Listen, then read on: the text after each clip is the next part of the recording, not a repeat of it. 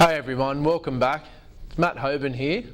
Today we're going to be covering instructing group exercise sessions. Let's get into it. For scenario 1, I'll design my program with a warm-up first, followed by the main body of the circuit, and then a little cool down at the end. So the warm-up that we'll do in this high-intensity circuit will be on the cross trainer, and I want 3 rounds of 100 metres, and that 100 metres needs to be done in under a minute 15 or less, on about roughly level 10. So 3 rounds on the cross trainer, 100 metres each round. May purposely try to keep it under a minute 15, just to keep that anaerobic, high intensity feeling there, get the blood pumping, get the heart rate moving and grooving. Then from there we go into the actual circuit, where we'll look at doing sort of a pyramid style with the reps. So what we want to do here is pick a few exercises, and the exercises I'll pick actually don't require a great deal of technique. So they're perfect for the beginner to intermediate, but they're still high intensity, and they'll get the intensity of the session really high. So we're going to pick, to start with, a dead ball slam, okay, and that then goes into a sled push. So if there's a sled track there, sled push down, sled push back. From there we go into body weight squats.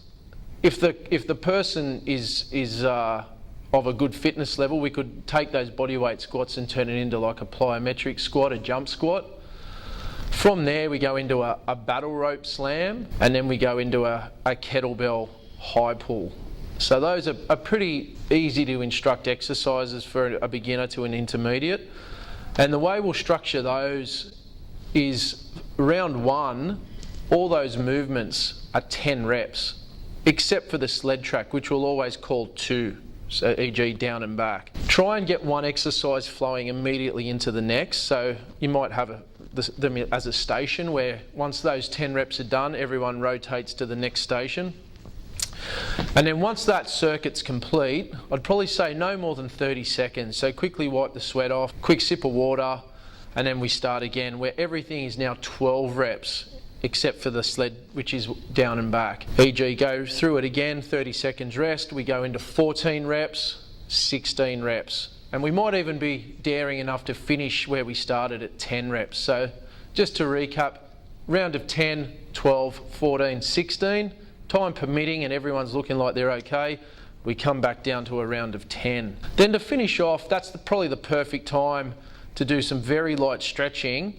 But I find it even better to just get the clients all on a treadmill, probably like a low walking speed of about 4 or 5, just to get the heart rate down, get a bit of fresh blood pumping, pushing the lactic out of the muscles. Nice way to finish. Everyone can have a chat, have a bit of banter, talk about the session. It's a lovely way to finish. The way I'd cater this session to look after all fitness levels, I'll explain in a sec. Look, in a perfect world, everyone's at a, same level, no one's injured, everyone's a blank canvas, and you can, smash people. It's very rare, unfortunately, that happens. So you might have someone with a bad shoulder, a bad knee, a bad back. So obviously you have to cater for these things. You just have to know your exercise progressions and regressions. So e.g., like I gave an example, a bodyweight squat for someone who's not injured could be a jump squat, a plyometric squat. For someone with a bad knee coming back from a knee injury, you might have to put a bench behind them or a little foam block that they can, do partial squats to. Someone with a shoulder reconstruction might find a rope slam hard to do. So we might look at doing an alternative there. But as long as you can, read the play, do your homework prior, know your clients, and adapt the exercises accordingly, you're going to still have a very fun session, great intensity, and hopefully good banter and good times. The way I would create an environment where everyone's having fun in the group, look, everyone's got their own style. My suggestion is be as natural as you can be. Don't try and be someone you're not, but have fun.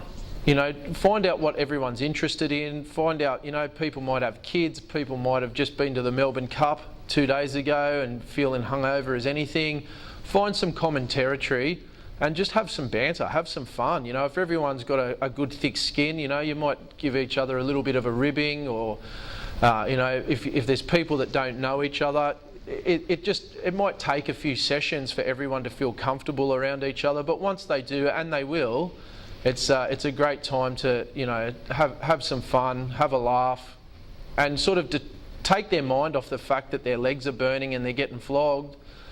It's a great thing, and that environment where everyone's laughing, having fun, you know, paying out on each other, that's a big factor as to why people want to come back. It's because they're thoroughly enjoying it. Things that can be difficult, or things to look out for when you're training beginners and intermediates in a circuit style. You're only one person as a trainer. You can't be everywhere critiquing 5 people at one time. So you do need to be almost what I call a 3D trainer, where you are constantly looking around, walking around, you know, spending 5 seconds looking at that person, 5 seconds looking at that person, understanding where they're at with their technique and their capabilities. And it can be quite mentally draining doing a half an hour or 45-minute group session, constantly looking out for people, but that's the nature of the business. That's what we're paid to do.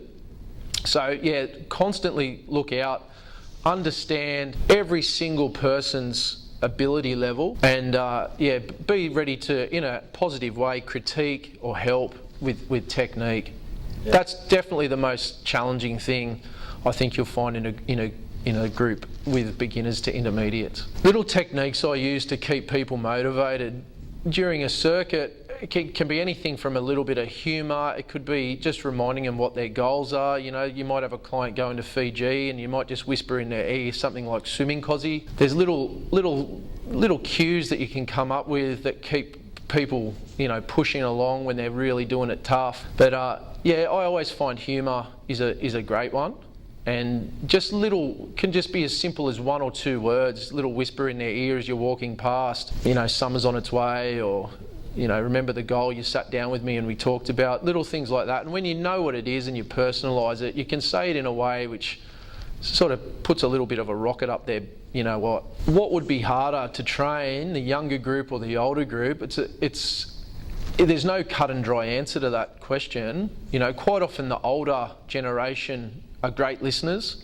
They take instruction really, really well.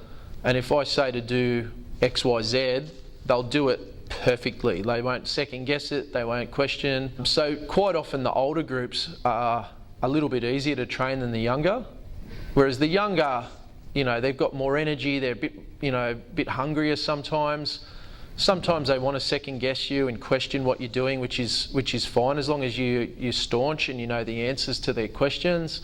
But I'd say, as a rule, there's no genuine answer to the question. If I had to say, I'd probably say the older generation are easier to train because they are great listeners. So tips when you're training the younger people is keep it fun. You know, they definitely want fun. They definitely want to laugh. They want an experience, I think is a good word. They want you to give them an experience.